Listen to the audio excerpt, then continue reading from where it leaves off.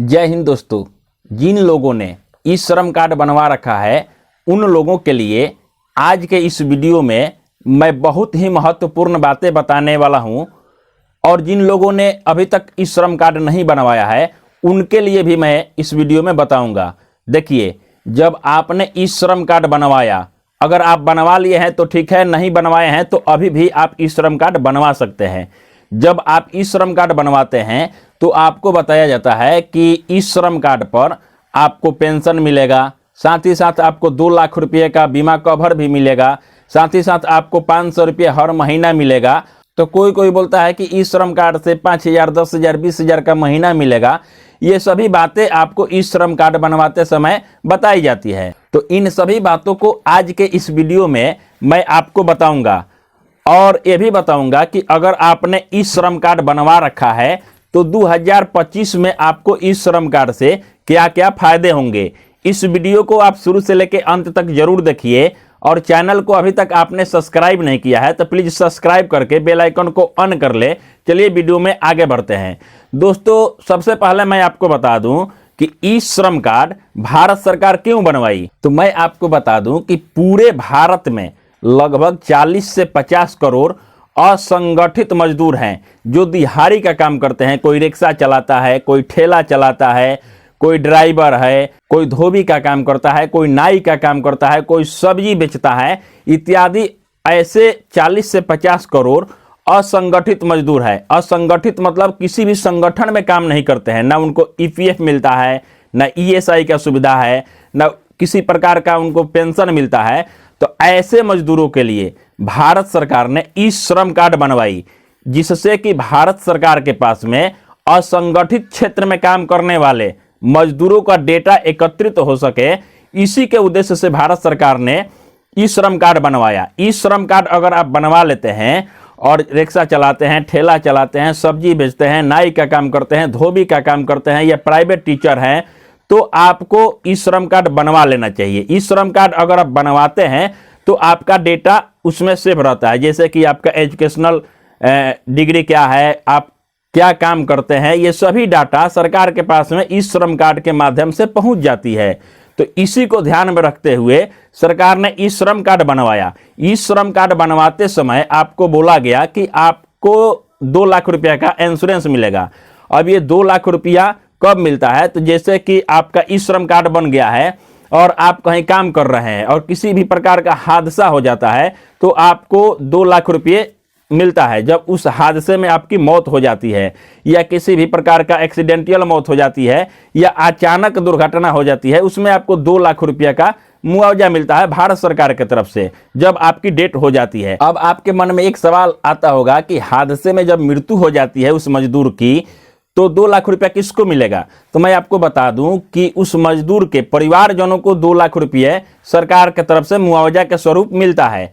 अगर उस हादसे में आपका शरीर क्षतिग्रस्त हो जाता है, यानी कि आप विकलांग हो जाते हैं, जैसे हाथ टूट जाता है, पैर टूट जाता है, तो उस स्थिति में आपको 1 लाख रुपये का बीमा कवर ई श्रम कार्ड के माध्यम से मिलता है। लेकिन अब यहाँ सवाल सबसे बड़ा है कि बहुत से लोग बोलते हैं कि हमने तो ई श्रम कार्ड पर जो बीमा है उसके लिए अप्लाई किया, जैसे किसी के परिवारजनों ने अप्लाई किया, उनके परिवार में किसी मजदूर का हादसे में मौत हो गया और उस स्थिति में उन्होंने अप्लाई किया, तो उनको बीमा का पैसा 2 लाख रुपया या फिर 1 लाख रुपया नहीं मिला। तो क्यों नहीं मिला, मैं आपको बता दूं कि जब आप ई श्रम कार्ड बनवाते हैं तो उस समय से लेकर के 1 साल तक, केवल और केवल 1 साल तक ही 2 लाख रुपये का बीमा कवर के लिए आपका वैलिडिटी रहता है। जैसे कि आपने आज में ई श्रम कार्ड बनवाया तो आज से लेकर के आने वाला 1 साल तक, 1 साल के बाद अगर किसी मजदूर का मौत होती है किसी भी हादसे में और उसके पास में ई श्रम कार्ड है तो उसको बीमा कवर नहीं मिलेगा। क्यों नहीं मिलेगा, क्योंकि 1 साल का ही वैलिडिटी रहता है जब आप ई श्रम कार्ड बनवाते हैं। अब यहाँ पे अगर आप लाइफ टाइम उसको बीमा कवर लेना चाहते हैं तो आपको अपने ई श्रम कार्ड से अपने बैंक अकाउंट को ऑटो मोड में जोड़ना पड़ेगा। वहां से आपको साल का 12 रुपया कट जाएगा।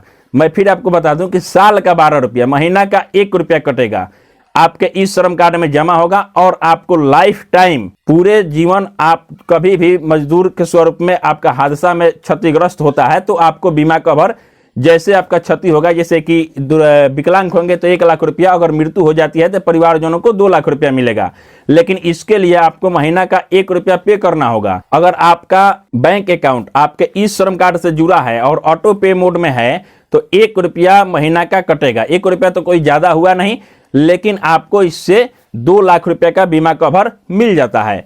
तो अगर आप भी बीमा का कवर लेना चाहते हैं, तो आप भी अगर बीमा का फायदा लेना चाहते हैं, तो साल का 12 रुपया और महीना का 1 रुपया आपको अपने बैंक अकाउंट से ऑटो पे मोड में करके ई श्रम कार्ड में आपको जमा करना पड़ेगा। ये तो रहा बीमा का फायदा। अब हम आपको बताते हैं कि अगर आपने ई श्रम कार्ड बनवा लिया है तो आप किसी भी क्षेत्र में काम करते हैं, जिस क्षेत्र में आप काम करते हैं उसका डिटेल्स आपके ई श्रम कार्ड पर रहता है। जैसे कि आप बिहार से हैं और आप दिल्ली, पंजाब, हरियाणा, मुंबई कहीं भी आप कमाने के लिए जाते हैं, वहां पे आप अपना ई श्रम कार्ड दिखाइएगा तो आपको ये नहीं बताना होगा कि हम ये काम करते हैं, क्योंकि उसमें सभी डिटेल्स रहता है। और ई श्रम कार्ड आपके लिए एक आइडेंटिफिकेशन का काम करता है कि आप असंगठित क्षेत्र का मजदूर हैं।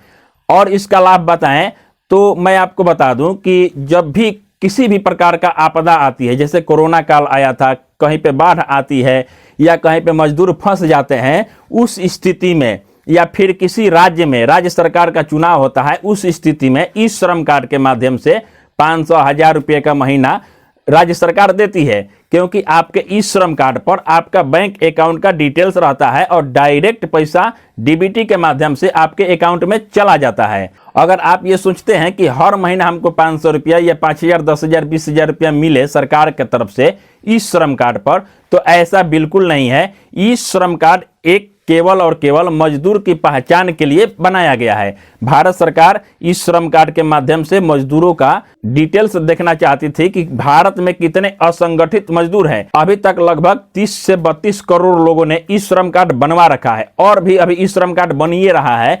तो अगर आपने अभी तक ई श्रम कार्ड नहीं बनवाया है तो आप अपना ई श्रम कार्ड बनवा सकते हैं। ई श्रम कार्ड असंगठित मजदूरों को पहचान कराता है कि ये मजदूर असंगठित है, तो आप अपना ई श्रम कार्ड जरूर बनवा लें। आई होप कि मैंने जो भी आपको जानकारी दिया ई श्रम कार्ड से संबंधित, ये जानकारी आपको अच्छी लगी होगी। अगर अच्छी लगी है तो वीडियो को शेयर जरूर कर दें और चैनल को सब्सक्राइब करके बेल आइकन को ऑन कर लें। चलिए मिलेंगे एक नए वीडियो के साथ, तब तक के लिए जय हिंद।